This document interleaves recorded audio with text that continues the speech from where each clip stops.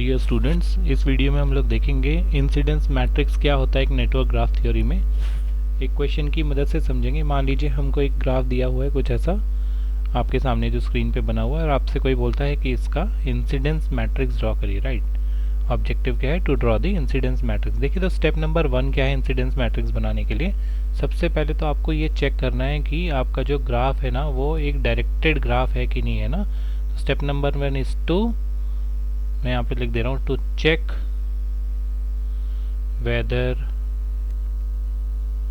The given graph is directed or not. मैंने last video में आपको बताया था डायरेक्टेड और नॉन डायरेक्टेड क्या होते हैं ना। Given graph is directed or not, that means you have to make it directed. अगर ये डायरेक्टेड नहीं है तो आपको डायरेक्शंस को मार्क करना है, लेबलिंग करनी है। हमें एक लेबल्ड और डायरेक्टेड ग्राफ चाहिए। राइट, इसके बाद देखिए स्टेप नंबर 2 क्या है। स्टेप नंबर 2 में हम लोग, क्योंकि देखिए एक मैट्रिक्स है ना, तो we need to draw matrix. तो देखिए मैट्रिक्स में रोज एंड कॉलम्स होते हैं, ये हमें पता ही है। ठीक है, तो मान लीजिए यहाँ पर मैं ऐसे लिख दे रहा हूँ रोज, ठीक है, और यहाँ पर ऐसे लिख रहा हूँ कॉलम्स।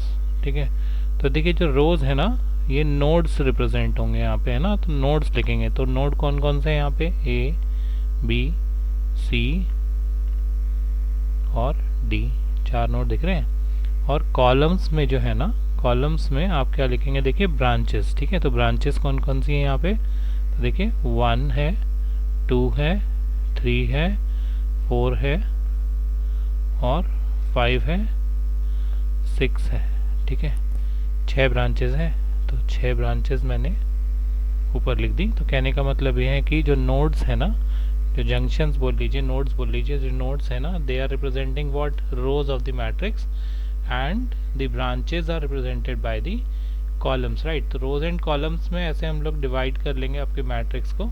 ठीक है, और अब देखिए हमें एक एक करके सिंगल सिंगल जो भी अपना नोड है ना उस पर थोड़ा सा कंसंट्रेट करना है। ठीक है ना, तो देखिए अगर हम नोड ए ले रहे हैं ना, मान लीजिए मुझे फर्स्ट एंट्री करनी है नोड ए। राइट, तो देखिए नोड ए पर अगर आप देखेंगे ना, ये है मेरा नोड ए। तो नोड ए पर जो जो ब्रांचेस मीट हो रही हैं वो कौन कौन सी हैं? एक तो है देखिए 1, एक है 2 और एक है ये 5। तो ये तीनों ही नोड ए पर मिल रही है ना, 1, 2 एंड 5। तो देखिए बच कौन सी गई?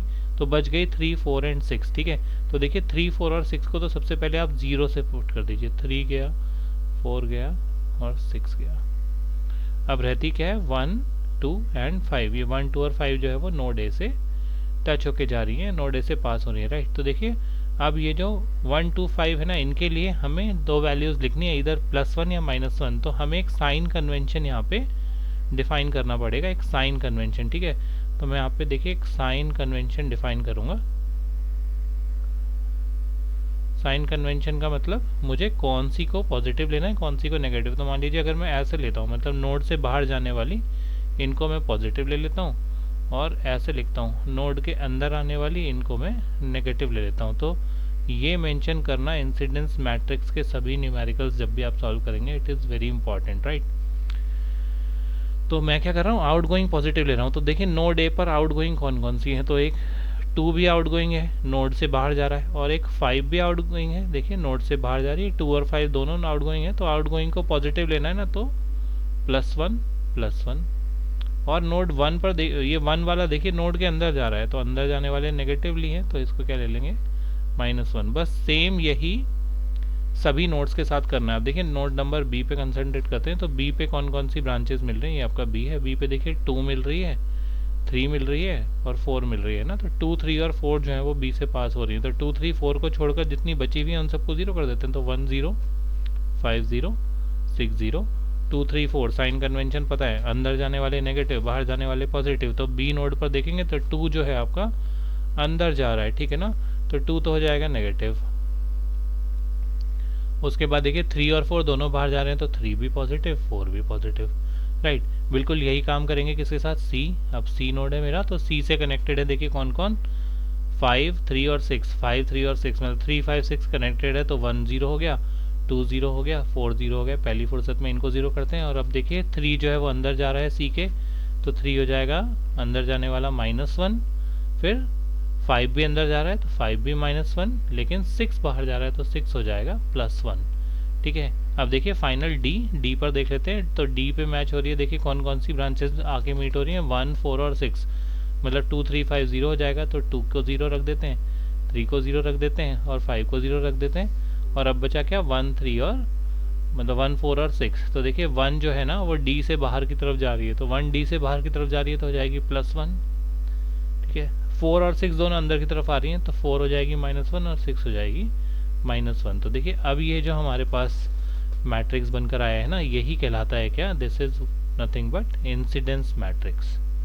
यही मेरा इंसिडेंस मैट्रिक्स है। तो देखिए इंसिडेंस मैट्रिक्स सही बना है कि नहीं, आपने जो भी साइन कन्वेंशन लिया है वो प्रॉपरली फॉलो हुआ कि नहीं है। तो ये चेक करने के लिए ना इंसिडेंस मैट्रिक्स में स्पेशली हमारे पास एक चेक है कि how to check it, right. Check कैसे करते हैं, तो जितनी भी कॉलम एंट्रीज है ना उन सबका सम करते हैं, राइट। जितनी भी मैंने बोला कॉलम एंट्रीज है ना, जितनी भी, उन सभी का सम करते हैं हम लोग। तो देखिए फर्स्ट कॉलम में जो एंट्री दिख रही है ना आपको, वो क्या क्या दिख रही है आपको फर्स्ट कॉलम में।